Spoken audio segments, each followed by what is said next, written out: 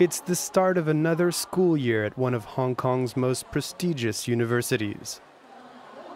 But thousands of students are boycotting classes.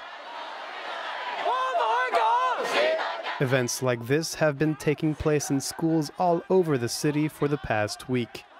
The continuation of a 3-month-long pro-democracy movement. To show that their fight is not over, a statue has been erected on campus, a tribute to the 1989 Tiananmen Square goddess of democracy.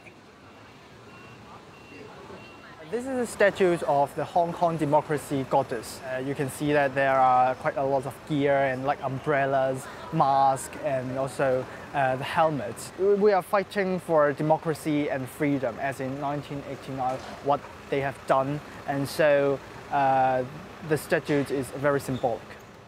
Jackie So is 20 years old. He studies political science and recently became a member of a student union. So this is the union office, and we mainly work here. Everything in their office highlights the students' affiliation with the pro-democracy movement in Hong Kong. So this is what we write on the banner, Fight for Freedom. And that's our major demands for the whole Hong Kong government and also the Chinese government. Jackie joined the student union because he believes Beijing's growing influence over Hong Kong threatens universities and their freedom of speech.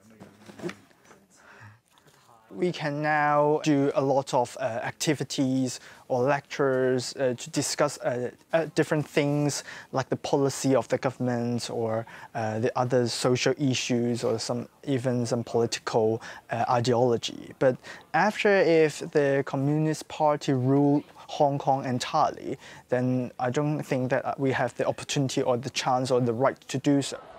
The city's campuses are fertile ground for protest movements. That's why the pro-Beijing government wants to impose a more patriotic curriculum, something that's already in motion throughout the educational system. This history and liberal studies teacher condemns the censorship of textbooks. So these are the textbooks that we use. This is the liberal studies textbook on Hong Kong and on globalization.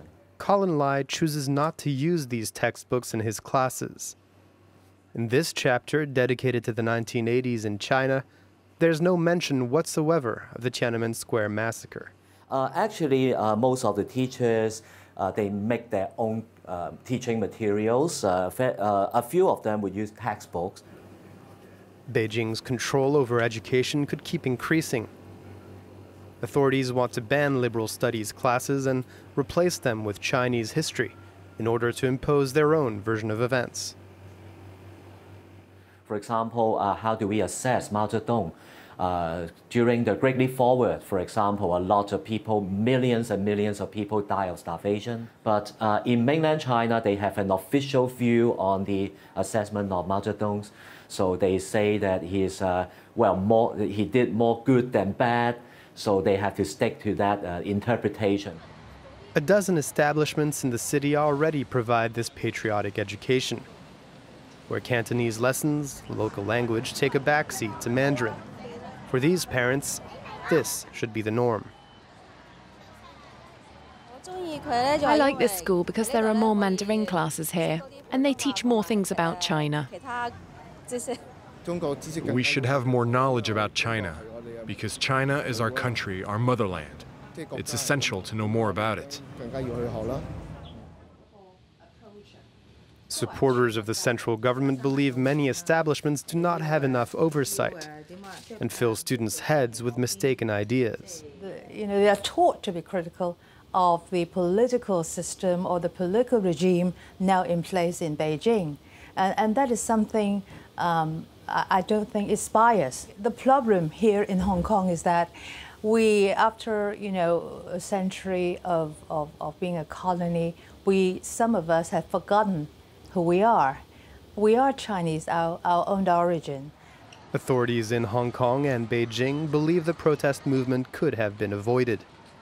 If only the young demonstrators had been taught to love China from their first day at school.